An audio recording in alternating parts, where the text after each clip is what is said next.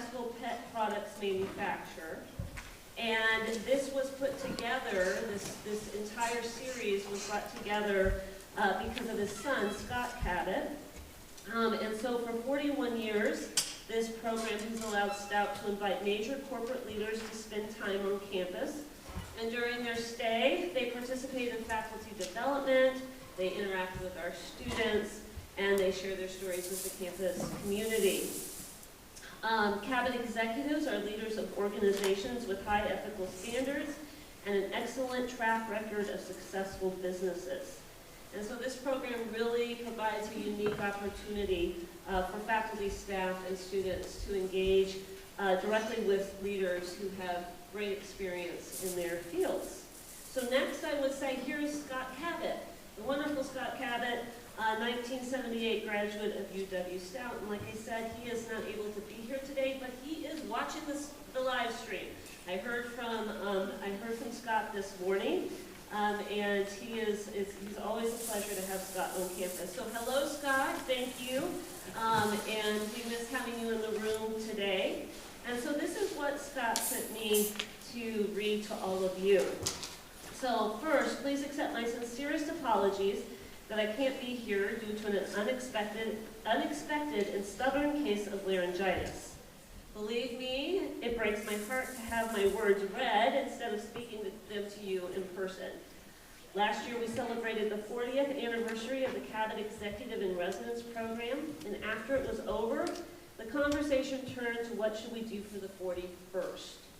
And the answer was soon to arrive in the mail. Shortly after I returned home, I got my copy of the 2024 edition of the Outlook Alumni Magazine, and it featured the work of graduates of the Industrial Design program. As I turned each page, I was more and more impressed with the work of these Stout alumni. I also discovered that this academic year was going to be designated the Year of Design, and that made my recommendation easy.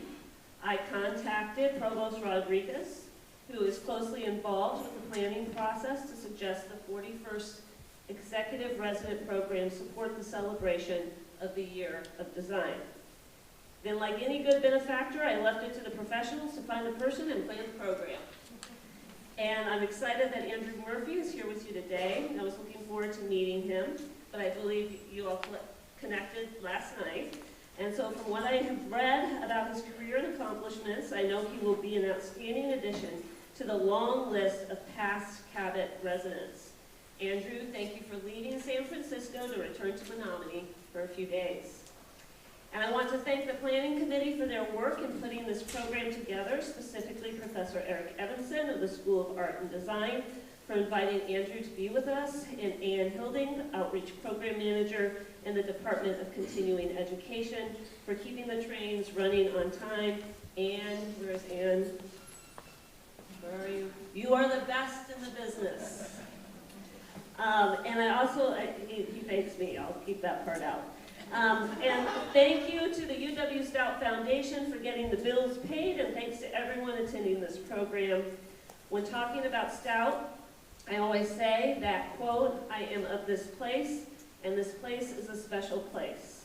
Hardly a day goes by that I'm not grateful for coming here for my education. Stout wasn't always perfect, but it was perfect for me. And I have a feeling this presentation is going to be perfect for you. So, you get a sense of how wonderful Scott is. And let's all give Scott a huge round of applause.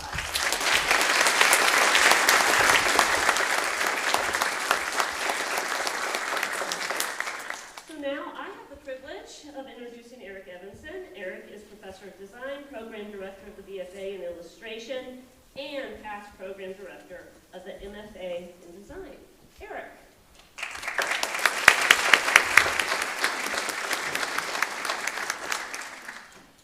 Hi everyone, welcome, thanks for coming. I've been working with grad students for almost the beginning of my time here, since almost the beginning of my time here in 2013. And I spent the past 6 years as the program director for the Master of Fine Arts and Design program, stepping down this past spring. One of our students in those early days of the program was a young art director from Target who continually stood out for his curiosity, big picture thinking, commitment to positivity, and embrace of fun and play in everything he did. Andrew Murphy is the exemplar of the interdisciplinary design leader, weaving a background in film and media with elements of graphic design, visualization, animation, and user experience, all with an overall focus on strategy and storytelling.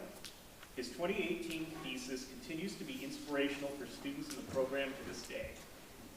Andrew is a cross-disciplinary design strategist and creative leader with a career spanning roles at major consumer brands, including Target and Apple. Andrew helps organizations navigate change through design, storytelling, and strategy.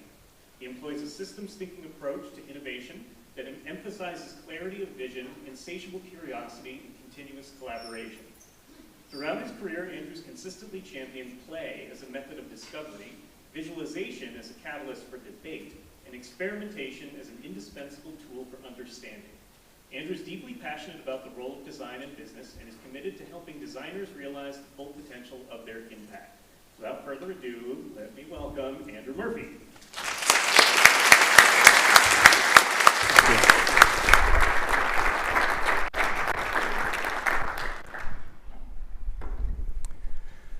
When I was a kid, I was fascinated by commercials. Not the programs at first, the commercials. I was that strange kid that would run into the room when the commercials came on, because in those 30 seconds, they convinced you that I had a problem, and they had the solution. They created this tiny but distinct little world, and they pulled me into it, and they made me feel something. And I didn't realize it back then, but I was already hooked on the three things that would make up the core of my career: design, storytelling, and strategy, which I eventually learned to use to drive innovation. I took my passion for these ads and I went off to college. First as an advertising major, but in the first of many twists throughout my career, the school I went to for my advertising major ended the advertising major at the end of my freshman year. Not wanting to become a public relations major, which was the path we were all being shuttled down, I went off to music school. Because I thought, I want to go and learn how to make all those catchy jingles in those ads that I loved as a kid. And I got my first degree in music. And while I never actually made a jingle that became a national sensation, I did work with regional bands to help them find their sound.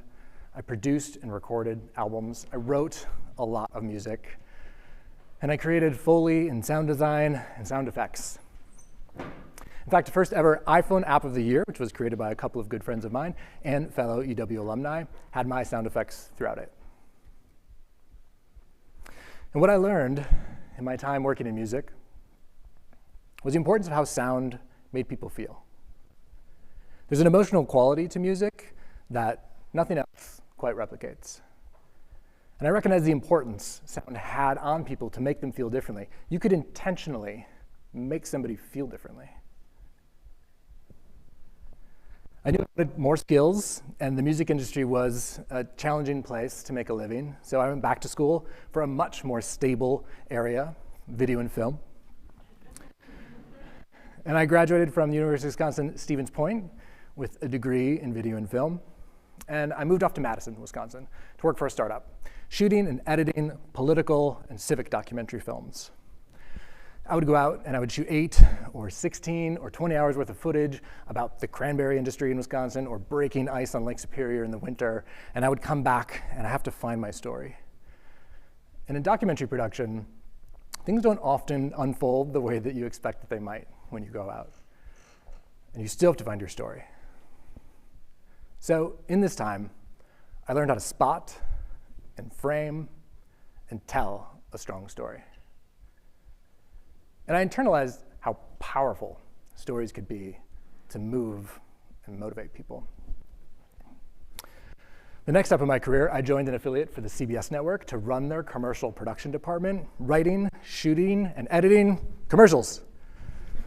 This was exciting. This was like my little kid dream come true, I thought. I was finally at the helm of a team that was making television commercials for the businesses here in Wisconsin. However, budgets where I was working weren't quite the budgets of the commercials that I had fallen in love with as a kid, so it didn't turn out to be my dream job, but I still learned a lot. I learned how to work with businesses and I learned how to use my creative skills to make a difference that a business could feel. And that was really interesting to me.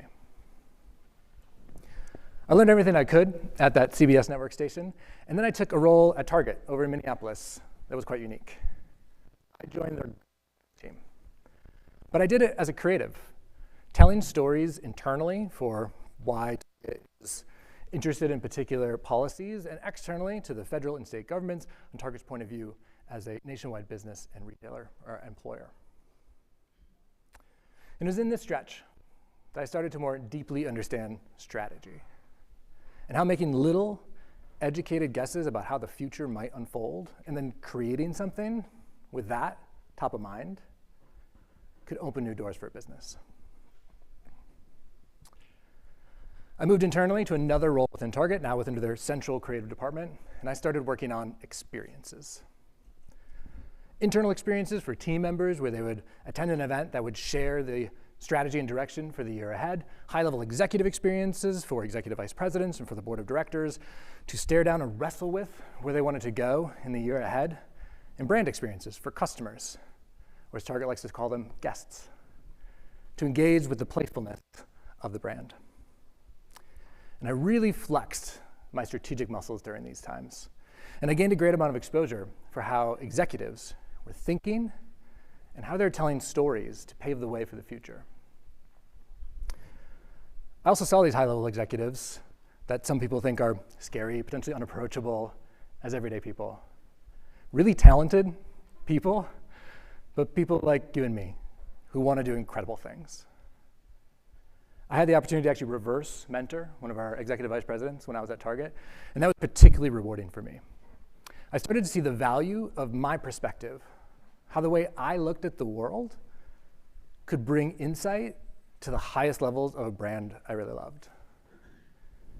During my time at Target, I came back here to the University of Wisconsin-Stout, and I joined the first ever cohort of the Masters of Fine Arts program, and I am so thankful that I did that. It really opened my eyes to the blend of design and storytelling and strategy that I'd already been dabbling in for years at that point, but I hadn't fully grasped it as this secret sauce I had cooked up for myself. And that finally set in here in the MFA program. In my career, I left Target a little bit over a decade ago, and I was lucky enough to join Apple when they were just starting a retail strategy team, working at the intersection of design and business strategy, and I was lucky enough to go with that team over many years. Eventually, I led the strategy team of the arm of the team that I'd first joined, and I've had the opportunity to join 2 new teams since then, create 2 new teams, in fact. One focused on engaging our headquarters teams to engage them within the retail business, and another focused on engaging our teams around the world through technology. These last 10 years have been a really focused practice for me of blending design, storytelling, and strategy, with a focus on innovation and creating new potential paths into the future. Design, storytelling, and strategy are the things I'm most known for today. I may have mentioned them a few times already. I call it the intersection that I work at, and they're what help me understand how to design to influence. I've worked for some incredible companies and brands throughout my career, but what I share here today is just my own. I don't speak for any of the brands or the companies that I have worked for or work for today. You just get me here today. But my experience has taught me a lot of incredible lessons that are valuable for anyone working to make something better, wanting to innovate, or create incredible things and influence things for the better. And I'm really honored to be able to share all those lessons with you today, or at least some of those lessons with you today. And I want to thank the university for having me, and I want to thank the faculty and staff. It's been really incredible being able to spend the time I already have with you today. I want to thank the Cabot family and Scott Cabot for having this wonderful program and making me a part of it. And I want to thank all the students and the parts of the community of Stout that are here. It's a real privilege for me to be able to come and share with you all today. So thank you very much for having me. We're going to talk about innovation today, and we're going to talk about influencing innovation, how to think about it, how to design for it. And while some of this might feel a little more comfortable for those who practice design within the room, these are not just lessons for designers. In fact, these lessons only truly work when people from multiple perspectives come together to practice them. We're at a unique time. I say this while reading the words that ChatGPT told me to tell you. Just kidding. You just give me today. Our pace of change is not slowing down, for good or for bad, and knowing how to approach creating your own innovation, making a push for what you believe in might be a positive change in the world. That's really important. And we all need to push for the changes that we believe in the organizations that we join, or we start, or we work with. Change is constant. And knowing how to steer people towards something new, hopefully something better, can serve anybody. I'm going to touch on 6 things today, and then we can open it up for more of a Q&A or conversation, if you'd like to think of it that way. I'll cover where to look for innovation and how you can position yourself in the cracks between spaces to be more influential, how to push through when you're not sure where to go next, and how you can become the person to help other people get out of the noise, the often untapped potential that comes from collaborative play, and how you can help innovate by getting a little bit uncomfortable. The importance of setting a vision to get people behind you while also giving them more autonomy in their own work. The value of concrete visualization, that debating at the details can change ideas, and keeping people at the center.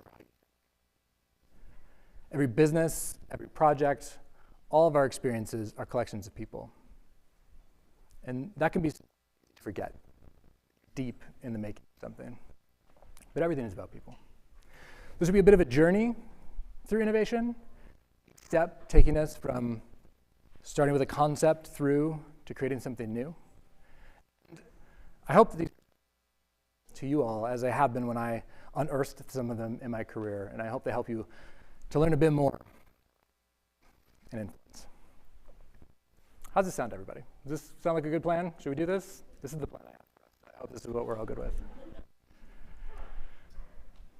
Most of us have something we're really passionate about or invested in. It might be your major right now, or a hobby you love, or the thing that sends you down Wikipedia or Reddit rabbit hole for hours at night when you should probably be sleeping. You should embrace this space that feels comfortable for you. But you should also find where your space bumps up against the spaces of others. And let yourself wander across the edge. Get to know the subject matter and people that are in the spaces next to yours. Because ideas need to mingle. They don't survive long or perform well by themselves. They get stronger when they're shared with other people. And they gain the most amount of strength when they're shared and built upon with people who have a different perspective, a different view of the world than you have. It's the chasing and the tumbling of your ideas into others that make them the best that they can be. There's a famous story that Steve Jobs used to tell about a neighbor of his that had a rock tumbler. The neighbor showed him this rock tumbling machine, which is this barrel. It's kind of gritty, kind of noisy, makes it sound like blah, blah, blah, blah, blah. Did anyone ever have a rock tumbler? All right, I see some heads nodding. I had one too as a kid. So some of you may know, you can put these ugly, dirty rocks in it with some sand and some grit, and you can let it churn for days. And they all bang into one another, and they scrape against one another. And what started as some ugly rocks, after a few days, they're stones that almost look like gems. They're shiny, and they're polished, and you can see something in them you couldn't just days before. And ideas can be just like this. You need to debate them and have them collide with the ideas of others for a while before you can really see something in them that you couldn't before. And then they become something that feels rare, like the stones. This is a poetic version of what we would call collaboration. But hopefully it reveals the incredible, real, invigorating type of collaboration that we should all be having, what we can create when we actually engage in it. I've been in departments within companies that get really insular, and they actually try to block out other teams from because they don't want others coming to ruin the purity of their ideas as so they think of them.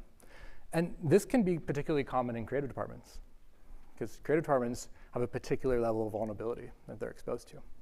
and it can feel safer to close the walls.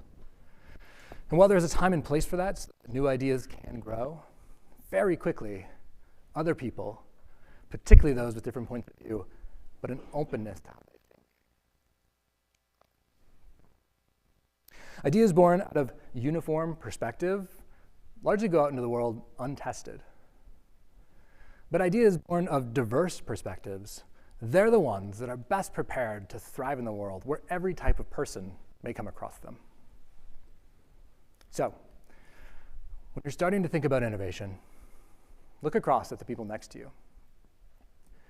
Make sure you're surrounding yourself with people who have different experiences, different points of view, and who may approach ideas differently than you do. That's where the start of innovation often begins.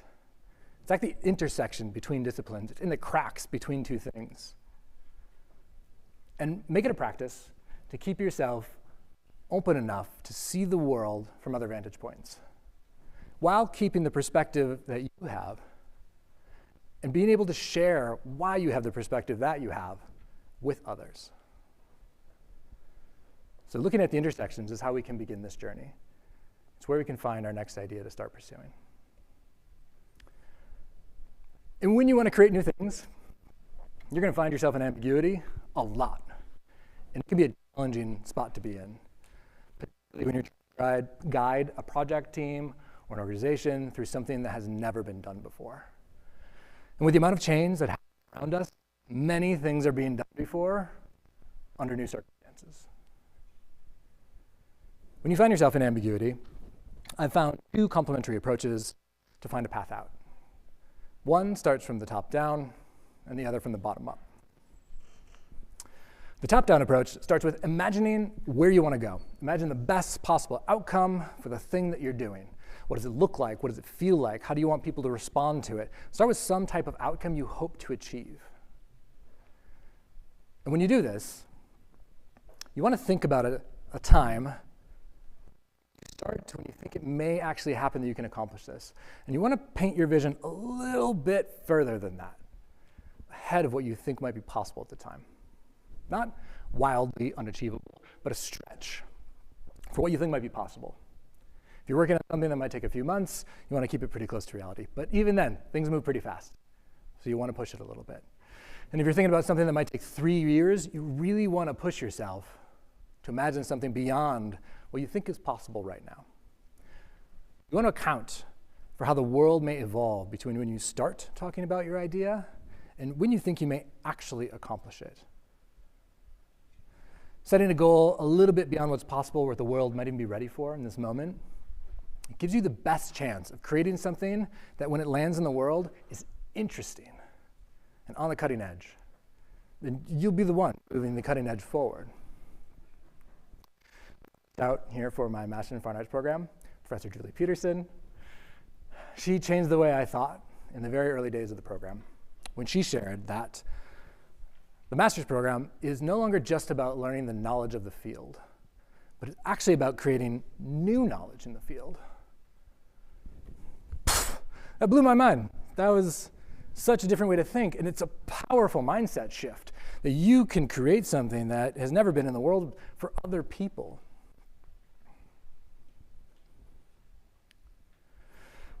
This top-down approach is incredible if you have a sense for what you want, but often, where you want to go, it's too blurry.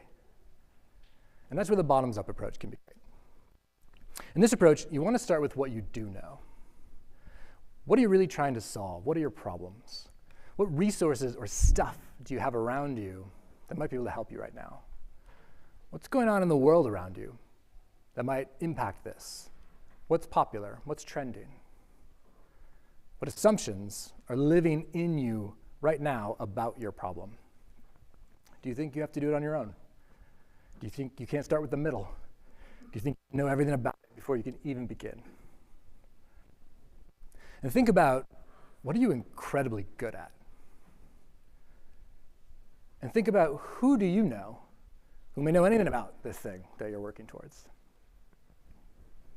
After you collect all these things that you can know now, you stare down and you start looking at them more deeply and with a new perspective. Start from the bottom up, your problem, and you ask, is this truly the problem that you're trying to solve? Because it's not uncommon that what you think is the problem is a symptom of the problem. And the root problem has yet to be uncovered. In a business, this might look like we have a low traffic problem, or we don't have customers coming to our stores. Or it might be that our employees aren't engaged in their work. Both of these are just symptoms. They're not actually problems unto themselves. The actual problem for customer traffic might be a lack of awareness for your store, or it might be that people don't need the products that you're selling right now. If a team is not engaged, the real problem might be they don't feel purpose in their work, or they don't see opportunity within the company. In school, the problem might feel like I'm bad at math, but maybe it's more like how I study for math doesn't really work for me. Next, you look at your resources, and don't just think about how you're using them today, but how they could be used. If any of you have seen the movie or are familiar with the actual space mission of Apollo 11, you know they had to look at all the materials on board the spacecraft in an entirely new way to be able to bring the crew back home safe, because they had a problem in space, and all they had was the things that they had up there, and they had to look at them all differently. And looking at familiar things in fresh ways will help you see more of what's possible. You stay down your assumptions next, question them. Businesses, especially strong brands, have loads of assumptions that we work with.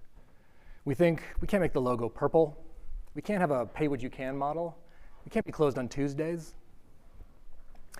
Asking why these assumptions exist, it might just unlock a few of them that aren't real. Or at the very least, it may narrow the areas that you believe are off limits, and now you have more space to play in. And look at your own talents and connections, and it can help you find what you might be able to create that nobody else can. A company that is vertically integrated or can do multiple steps, they have a very different strength than a company that buys and markets things. And you may have a talent or a hobby that you can lean into to get an edge in your own work that nobody else has. And if you let yourself be curious and wander across the edges into other majors and disciplines, you will have unique skills and you will have unique perspectives that others don't. Once you have all your current knowledge collected and challenged down to its core, now you have a new palette to look at. And then you can begin to see how things fit together differently, and you can imagine it like you're building a tower out of ambiguity. You place what you know and what you can use, how you can use it, who can be a part of it, place that unique special talent that you have, and move slowly, adding pieces together until you finally start to see a path that can take you out. And this will happen as you continue to add these things together. And eventually you can leave ambiguity behind.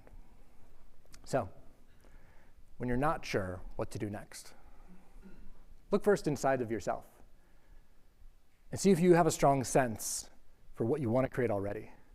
And let that guide you from where you are now to what you're trying to imagine. And if you collect the things that you do know, stare them down to their essence, and then begin adding them together until you start to see the path. Along that path of either discovering the way or stacking things together that you know, or moving toward the next step of the vision that you can see, consider tapping into the power of play to further spark innovation. As adults, we sometimes forget that play isn't just for kids. It's a transformative mindset.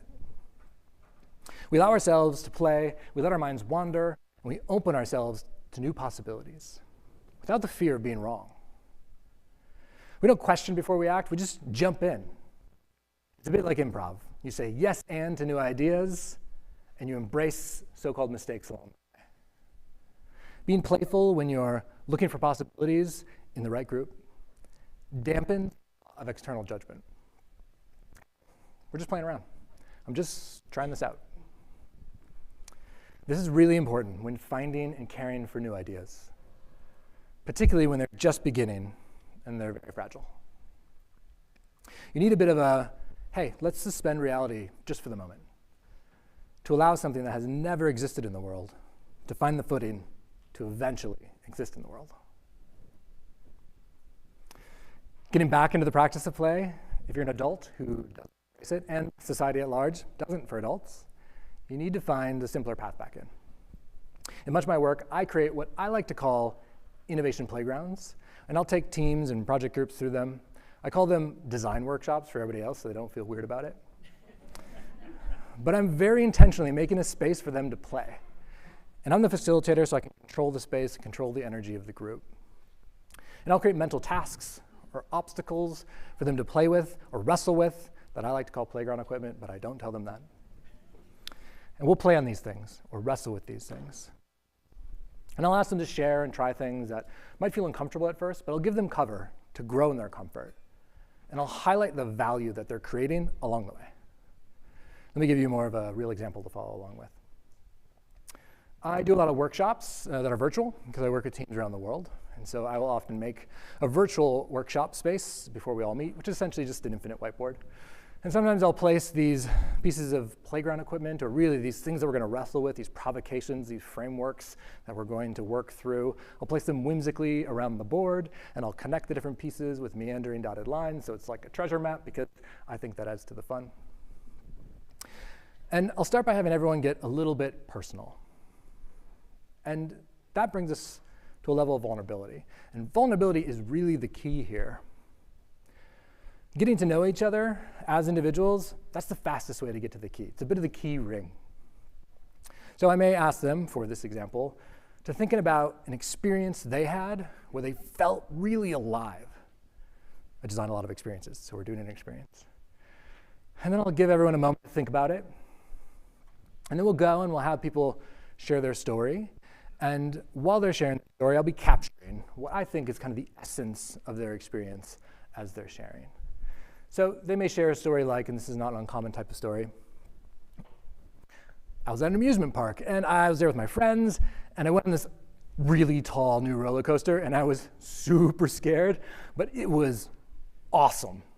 It was so cool to do that with my friends. I still have the photo from that day. This is really the type of example that would happen. It's not earth-shattering, but this is perfect. This is exactly what we want. Because now we know a bit more about that person. We can connect with them. Maybe we love roller coasters, maybe we hate them, but at least now we have something to share about with one another. And I can start to capture the essence of their story.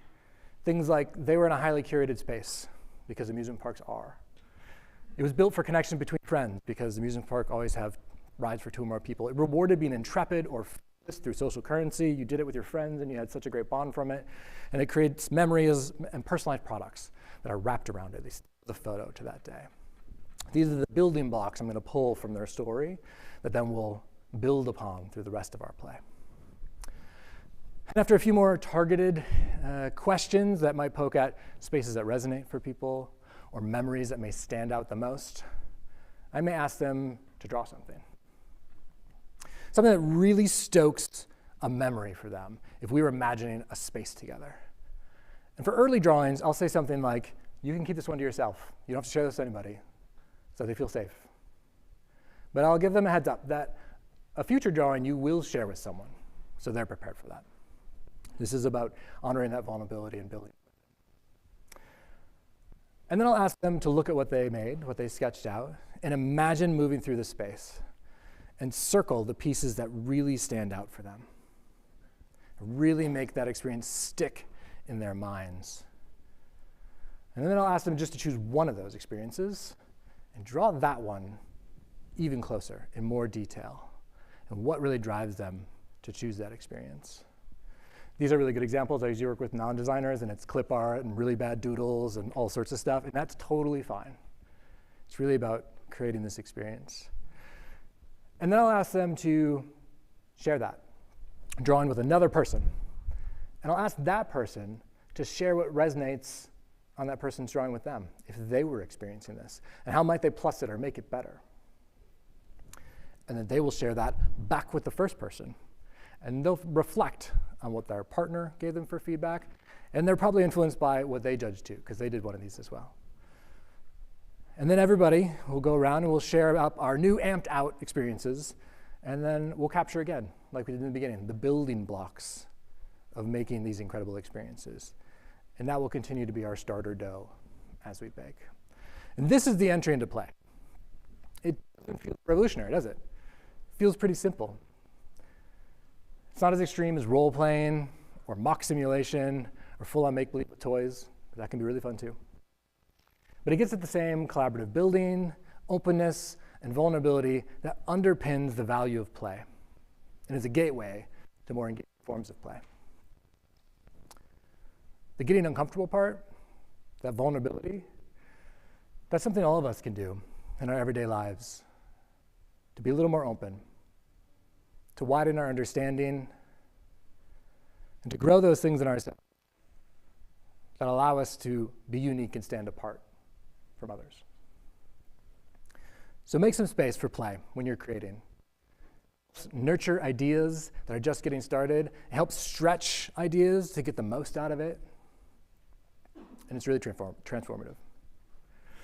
Okay, time out. We are 3 through. We are 3 down through this. We have found an idea at the intersection a little bit. We are now finding a path through it in number 2. So we are on our way through a path. Nurtured our idea, and now we probably have something that we can start to see pretty well. And when you have an idea that you can see pretty well, you want to paint the vision of it for others to really motivate them. I've talked a bit about vision already as a path out of ambiguity, but vision is even more important when having teams pursue ideas. And it's not always understood well.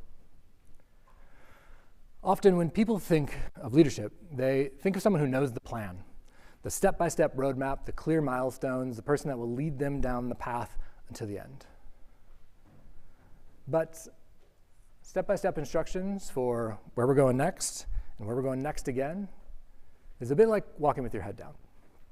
You will move forward, but if you keep walking with your head down for too long, you may end up in a place you didn't plan for, or your plan didn't see. And this is why vision is so important in leadership. Vision works differently. It gives people a North Star that they can see and navigate towards. It's not a checklist. It's not a series of steps to satisfy. It's a picture of what could be. It's how you imagine your area of the world with your influence and effort already in it. When you paint a picture of what could be, you actually provide something more powerful than a plan. You provide a sense of possibility. When people and teams have clear vision, they don't need to be managed closely because they don't need to wait for directions to the next step. They better understand how they can organize themselves because they understand where the group is going and where they're trying to go. And they can see more clearly how they can play a role in that.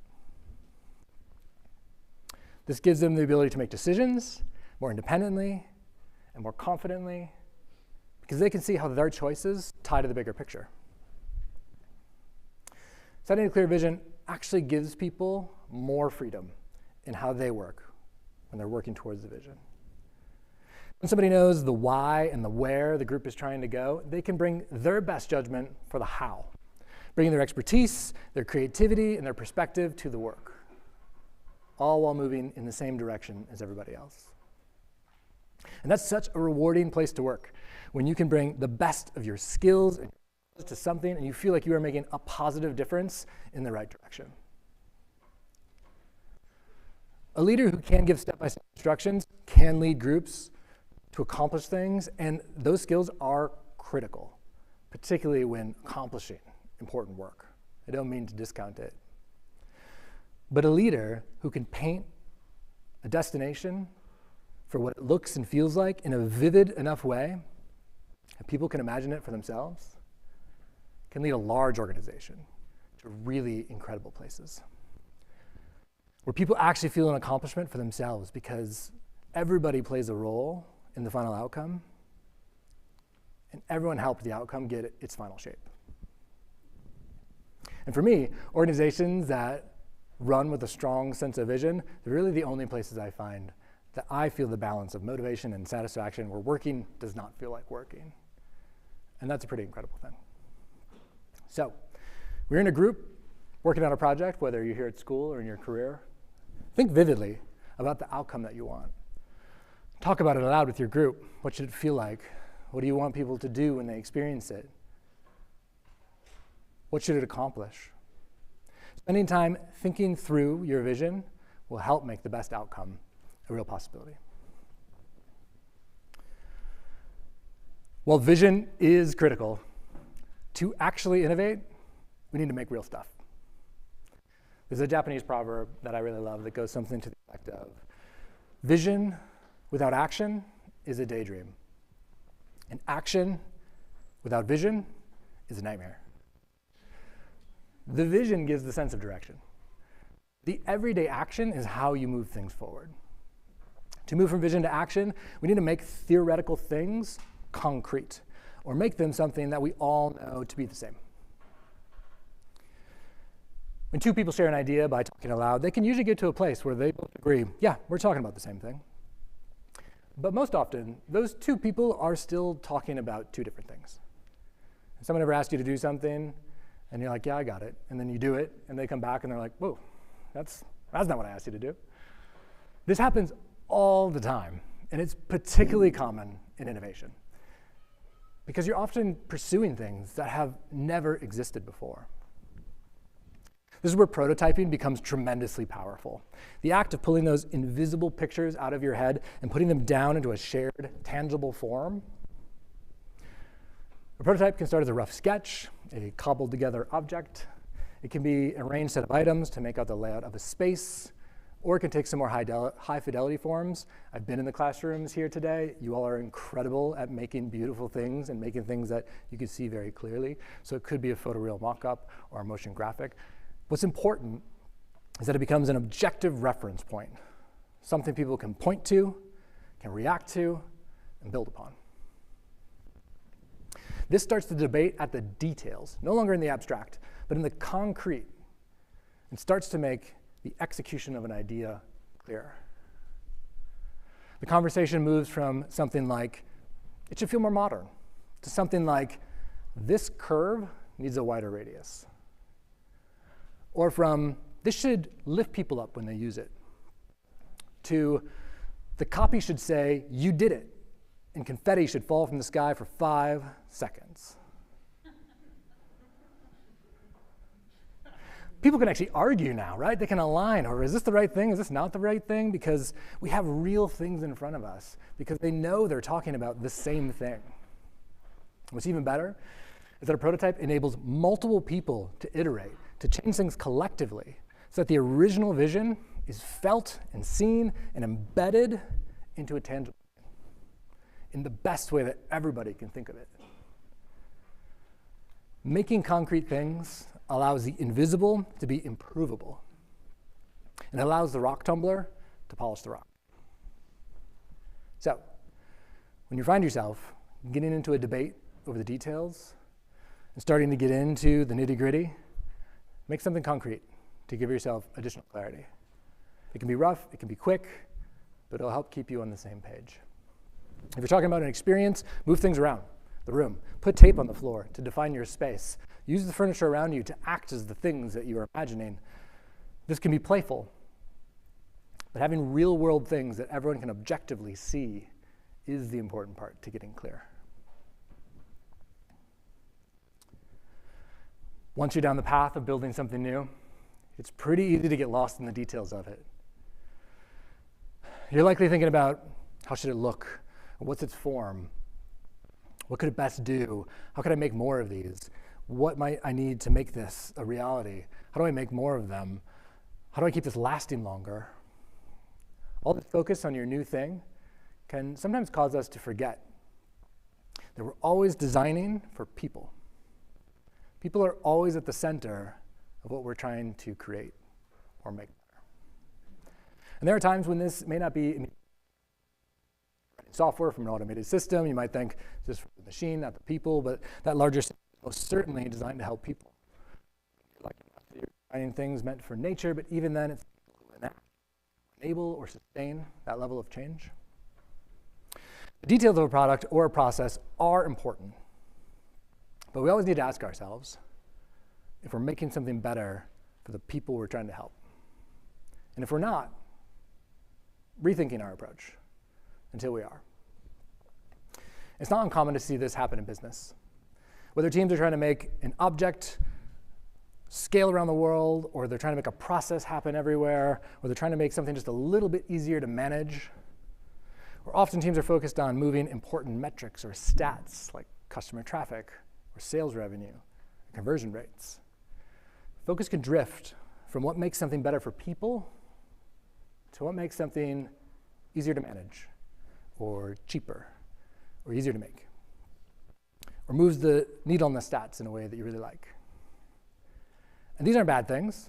We have to do these things, but it should align with helping people. When I was an undergraduate student, I would get really excited about a new tool or a new process that I just learned. I would say, I'm definitely putting this into my next project. And I would look at my next project, how can I get this in there? And this is a great way to learn, but it's a really bad way to solve a problem, particularly when you don't know what the problem is yet. It's like the saying, when you have a hammer, everything looks like a nail. That's a very easy mindset to fall into. And in a business, when time and resources are often tight, it's easy to fall into similar thinking, trying to find a way that everything can be done faster and easier and with fewer resources. Keep asking yourself, what's the experience you want for people? Am I making something better for them?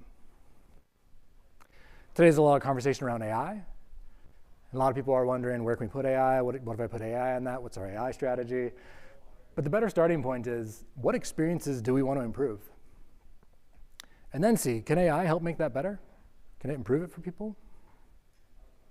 This seems obvious on the surface, but particularly when you get into a group of people and you get a deadline and the pressure mounts to get something done, it can be easy to forget it. And bringing design for people back into focus consistently is one of the best ways to ensure that your innovations actually make a real difference. So there you have it. That's all 6 lessons on innovation. And if you keep these in mind, you can navigate your way through where to find innovation, how to sharpen your ideas, how to stretch your ideas, how to share your ideas, how to determine the details, and how to ensure that you're helping people. I have a deep love for innovation. I really hope it's coming through. But I'd be giving the wrong impression if I made it seem like every group or organization is always ready for it, because they're not. At most companies, there's a pendulum that will swing over many years. On one side, innovation, and on the other, optimization. On the side of bold exploration and innovation, you may hear phrases like, we dream big, or we want to put a dent in the universe. And these are my favorite moments in companies because I really love innovation when it's unleashed. And as the pendulum swings, you may hear we're streamlining our experience. And these are phrases of change. And on the optimization side, you may hear things like expense optimization is our focus. And at these moments, companies still need innovation to improve. But they're less open to the time, resources that true innovation work consumes. Both of these are necessary for healthy companies to exist over a long period of time. Neither one of these is particularly bad. But trouble does arise if you get stuck on either side for too long. When a company over-indexes on innovation, they may lose their discipline. That keeps them financially healthy for the long run. And when a company over-indexes on efficiency, it might suffocate its future by letting the next wave of innovation pass them by because they didn't want to invest the time or the money. The healthiest of organizations, they keep swinging. They embrace both curiosity and rigor, inventing and refining as they go. Keeping your eye on this swing can help you navigate a career heavy in innovation. Moments like the one that we're in now in the world are unique. They create a unique tension between these two. Traditionally, when the world is uncertain, we focus on efficiency. We don't know what to expect next. But these moments are actually incredible times to focus on innovation. What's causing uncertainty in the world offers clues on how the world is shifting and how trends are changing. These details help uncover what people are searching for in their individual lives to help them move forward again. And this will be the greatest starter dough for innovation. Innovation isn't about constant disruption for its own sake, as it sometimes can be portrayed. It's about knowing when to influence that pendulum at just the right moment. I mentioned storytelling as one of the skills I lean on most. The way we tell stories paints the vividness of our vision. It creates the connections we feel with one another. It helps us develop trust so we can be vulnerable. It helps us understand the world better so we know what things to make within it. It even helps us better understand our own place within it. We all tell stories all the time, whether at school or at work. They're the papers that we write. They're the presentations that we give. They're the reports that we craft. They're even how we show up as ourselves somewhere. We live the stories that we tell ourselves about who we are. Aligning your stories with where you feel and those around you feel are on this pendulum, it increases our influence. It means understanding that rhythm. When to lean into bold new ideas, when to let things settle and optimize, and when to start the pendulum swinging again back to the other side and moving through the steps to greater innovation. I want to thank you for spending the time that you already have with me today. I really appreciate it.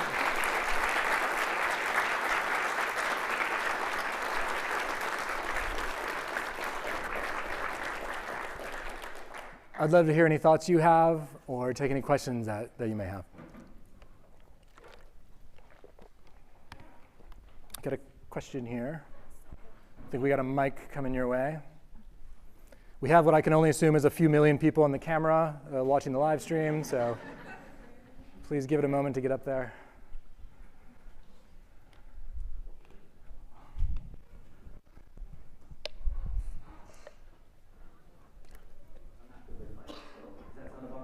I can hear you. I have a question about number 2, the ambiguity stage that you talked about putting pieces together.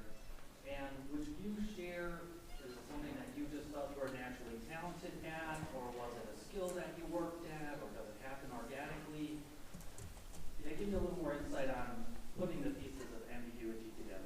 Yeah, great question. It's not a natural skill, definitely not a natural skill for me.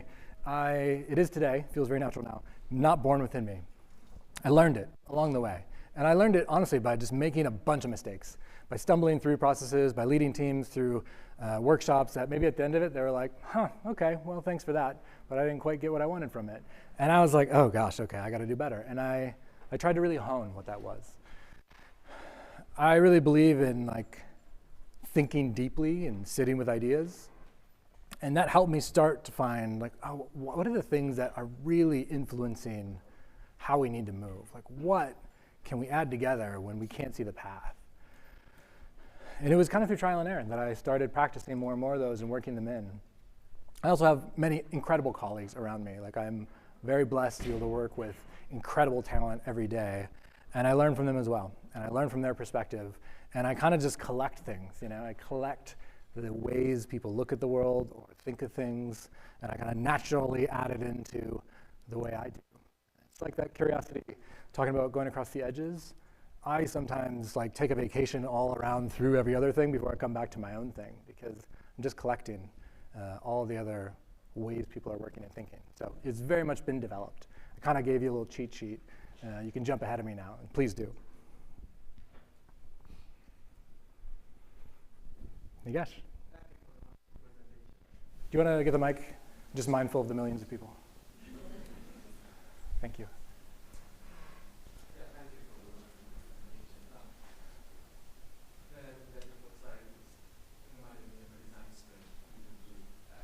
Yes. Apple is moving so fast, and they're reshaping a lot of things in the products, how we interface with the products. I'm just curious to know how long does it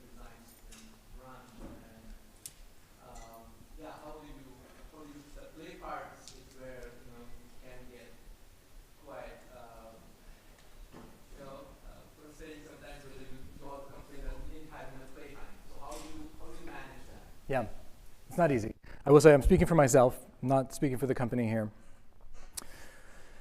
But it really can vary. I think in an ideal world, you have a few weeks.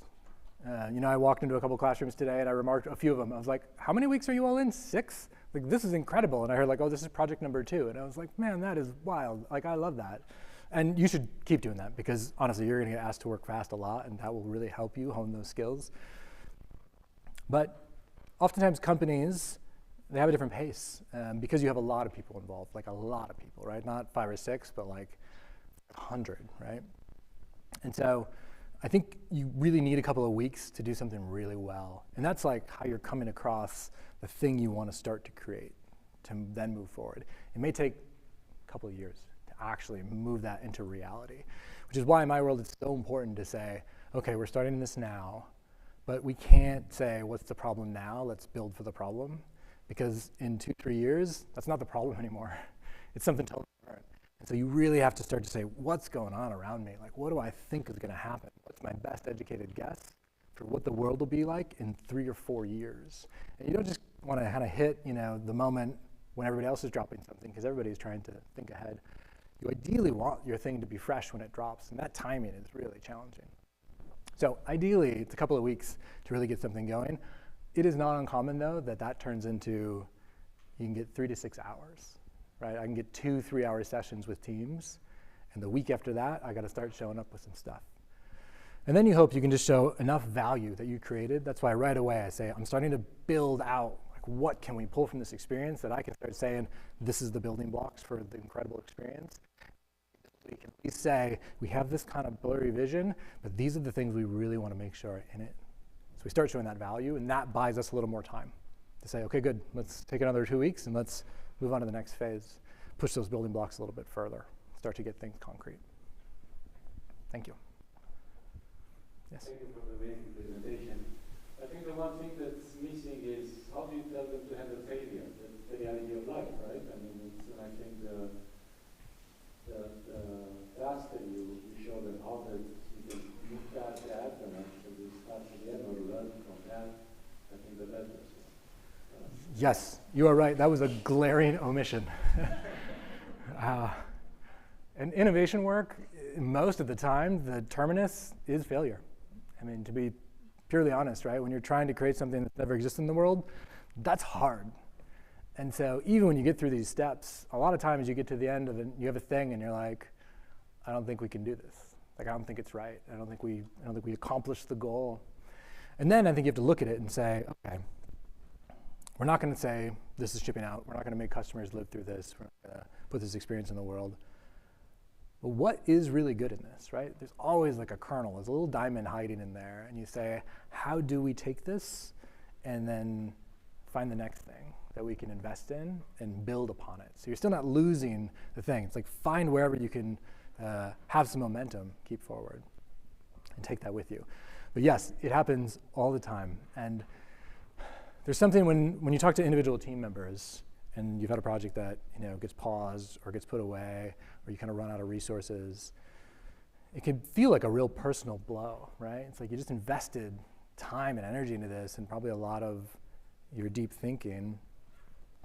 And you have to kind of just feel satisfaction with like, okay, well, I did incredible work and people saw what I'm capable of. Even if we didn't ship that thing yet, like people see the way I can move an idea or shape something or that I add a value to a thing or having me in the room changes the energy in a way that brings the best out of others. That's also important. And so you say, okay, there's another aspect of momentum that we're going to take with us. But yes, failure is a very common result in the pursuit of innovation. Thank you for raising it. Yes. Can you talk a little bit about the interaction between design and the available technology? As I'm thinking in terms of, do you start with what's possible and then design around that, or do you just sort of let your imagination go wide and then call engineers and scientists and say, can you make this happen? Yeah, I mean, again, speaking from just my own point of view, whenever you start a process, I always start with the lid off. right? Like even if it's like, and then the flying car comes in and it drops the thing, and it's like, great, cool, we're gonna put that down. Because you do see, you can unpack that too, right? And say, okay, flying car, like what is this about it? Is it that this is a spectacle? Is that this is fantastic? Is it that it's incredibly fast? Is it that it makes you look to the sky? Like there's something in it, right? That even if you can't accomplish it, you say, well, how else can we do that, right? Like what's the spectacle that we could include with this? And so I always start with the top wide open because you can find a way to achieve the thing you're hoping to do. Now, if it's like, and then I stood there and it magically appeared in my hand, that technology seems pretty far away. So that might, something that is too far out, but even then you can start unpacking. You're like, what does that mean? Is this like convenience is front and center? Okay, well let's try to be as convenient as possible then if that's our leading factor. So I always start with the lid off, and then you start to say, how can we accomplish this? And then you really do want to tap your connections because you want to say, I don't know, is this possible at all? Like, are we barking up the wrong tree? Does anybody have an inkling that this is a thing that could exist in 2-3 years? And you might be at a place where you say, well, I don't know, maybe let's try it, and do some prototyping early on. Or it might be like, nope, we don't have the resources for that. That's not a possibility. And then you say, okay, well, let's unpack the essence again, and let's find the next thing that we can bake in that gets us to that direction.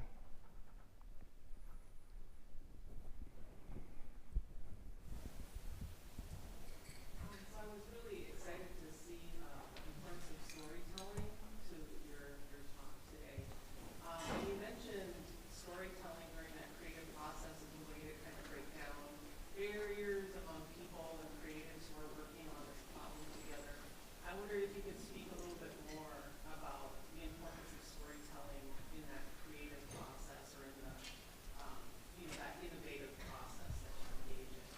Yeah, storytelling, man, it is like one of the most essential things. Like I don't often give talks just like this, but I do talk a lot internally about storytelling and about presentations, and I kind of think about them largely in one and the same thing when you're working in creative work. And it's important in many facets. It's important when you're trying to say, what are we trying to accomplish here? And again, that vision, painting the vividness of the vision, a lot of that is through storytelling. And like, the more you can have somebody feel something, that creates the motivation for them to chase something. And to really make somebody feel something, you want to kind of turn up the emotional content of your story. That's how you kind of like get people to react to something more. And then when you're creating something, I talked about living your own story. That was like a really powerful unlock for me in my life. And I was like, oh, right, I can tell myself a story about who I am, and then I just inhabit that. And that can help get you through a lot of moments. And if you're working through something and you're not totally sure about it, but you have a team that you're like, I need people to really get behind this, you can kind of inhabit the story with the belief that you have to create the motivation for others. That's kind of on the early starting side. But then you have to sell the work, right? You have to make sure people buy in to actually go ahead and do the thing. And that takes a ton of storytelling because there's always competing priorities. There's dozens of things you could do. There's usually a handful of things you might actually do. And so the storytelling is what really helps move that. You will do it with like factual evidence and of course trends and what might be appropriate, but even those, the way you wrap the story around it is so important to even juxtaposition it to something, to create the contrast, to give them the sense of why that matters more than something else. And then of course you got to tell your customers the story of the thing, right? Like what's the benefit that comes to their life through the story. So storytelling is almost hard to talk about because there's just so much, right? It's like trying to say why water is good for you. It's just like there's so many ways that it helps. So it's incredibly important in the creative process. It is really the vehicle that you ride on through the whole process to move from step to step to step. And in between, you kind of think and you create, and you tell the story to tie everything together. I had a lot of great times in classrooms today where people, like, they had the story in their head, and then on the page, it was like, the story's not coming through yet, right? And that's a big part of the creative work, is to say, okay, I have the story in my head. Let's make sure it shows up on the page. Round two. We still enjoy watching commercials. And if yes, the second part is the Super Bowl, like Christmas one.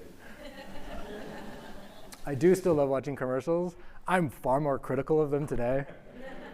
When I was a kid, I was just like, oh, great, cool, yeah, that's awesome. I think I had the little kid mindset of like, it's on television, it's real, right? Like, it's definitely right.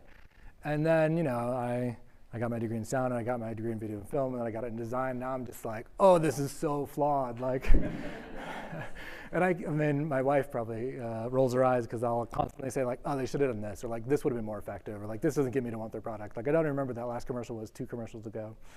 So I'm far more critical today of them. I do enjoy the Super Bowl for its commercials more than the game. It's also, I love a spectacle and I love experiences. So the commercials, the halftime show, that is often the draw. Of course, if there's a beloved team in the game, all the better. But yes, I do love a good Super Bowl performance. I wish that the ads were still as incredible as they always have been. I feel like some things are shifting in sometimes a cool way. They're starting to tell stories across multiple channels.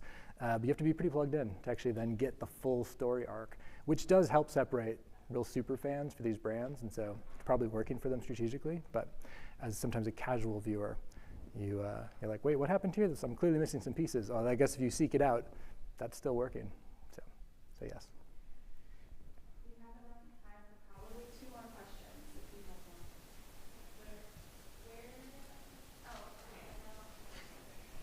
I'll try not to answer long-windedly so we can get both in. All right. Hey, Andrew. Hi. He was in my material design seminar class. Yes. It strikes me also that this approach is going to require a degree of open-mindedness. So how hard or easy is it to find the right people open to taking this approach as opposed to very regimented persons who think, no, first you do this, then you do that, then you do the other, and there is a route that we must follow. How hard or easy is this to do, and how hard or easy is it to find the right people to do things this way? Great question. It's more on the hard side than the easier side if you have a really wide group of people. Because in a big company in particular, and I've worked in a handful of those, you need a lot of process, right? Stuff needs process to get done. And if you have scale of things around the world and millions of units of stuff, you need a lot of process to make things move. And so a lot of people get oriented in that type of thinking. And it is really important. You gotta make sure people's stuff shows up when they want it to. I would say I often work in groups that there is like a twinkle in people's eye that even if they're a process person, they're like, but I want some of your secret sauce. Like, I want to go on the ride. They're almost looking for that play and an excuse to come play. And so often when I get people in my workshops, I've had feedback that is really rewarding of people saying, that was the fastest 3 hours I've ever spent in this company. Or we did things in here that I felt really uncomfortable with, but I really thought we got someplace neat or cool, or this made me think differently about the work. And that's a big part of it. When I talk about, I try to illustrate value very early on, even from the like, hey, who are you? Like, tell me a little bit about yourself. I'll immediately start saying, here's the value you're bringing, and here's the value you're bringing. Because that helps people that are process-oriented. They can all be like, oh yeah, let me tell you about an experience I just had. And if you immediately start saying, oh, you're creating value here, it changes them from like, oh, okay, there's a particular process to like, maybe this person does have the wheel, and I can just stay in this ride for a while and see where we go. But it's not always easy. And I will say, I've talked about Frank Lloyd Wright like 3 times. That was the main class I had with you, was History of Design with Frank Lloyd Wright. Every time I come back to Wisconsin, I can't not talk about Frank Lloyd Wright. I was just talking about Spring Green and Taliesin, and how sad it is that I've been to Taliesin West, but not Taliesin in my own home state. So I need to remedy that, but not to take a tangent. But you got me excited. I heard that we have one more maybe. So you mentioned that you went to a couple different schools and had a couple of different careers before you joined the MFA program. Do you think you would have gained some insight and knowledge from the MFA design program if you hadn't had those different avenues that you've gone to before? Having only gone down one, I will tell you about my experience. So I can't say definitively what the other path would have been like. But I think I gained a lot of value out of the program having lived through career experiences and being able to bring what real world stuff is. It's incredible to learn in the academic sense and approach of things. Like, I love this type of environment so much. But as you go out into companies, you just do hit people that like, nope, this is the way it's done differently, or nope, you have 3 hours and you need 3 weeks. And that happens a lot. And so being able to say, okay, this is how I have to wrestle with things in the real world. Or how do I take this concept? And immediately you're saying like, okay, but in reality, like, how can I still get this to happen, right, where I am? And so I am a big proponent of going out in the world and getting some experience and then coming back into a program. I think you'll gain more value from it. But we had people in our program that were straight up, right, from the bachelor's degree program into the master's program. They too also, like, it was really fun being in conversations with them in class because we had such diversity of perspectives. They would remark of like, oh, it's really cool hearing the stories, because we had a pretty blended class where about half was from industry and about half was coming up. And we had really different stories that we would tell. And I think there was a richness to the stories of people that had been out and working. But there is this like perspective of the beauty of doing something that comes when that's been your whole practice that I really loved the balancing point of, because it helps inflate you again if you ever get a little bit deflated. And that can happen, right? It's like I try to bring energy and spirit to my work, particularly when you're pushing innovation and there is a lot of failure. You have to kind of keep saying like, well, we can do it. Like, we can make something better. Because if you do it 9 times and it's like, oh, we tried this once before, and you're like, yeah, but that was a different time, that was a different place. We didn't have the things that we have right now in the world. So I think it's good to have the blend of it. I wouldn't dissuade anybody from going, particularly the Master of Fine Arts program here, because it is incredible. And I love all the professors that are part of that program. They're really fantastic. But I do think there's a richness to going out and experiencing things for yourself and then coming back. Yeah. Thank you, everybody, so much.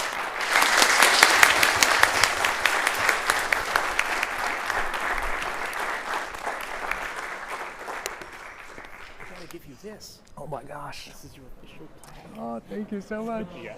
Thank you. Really? Oh, good, thanks.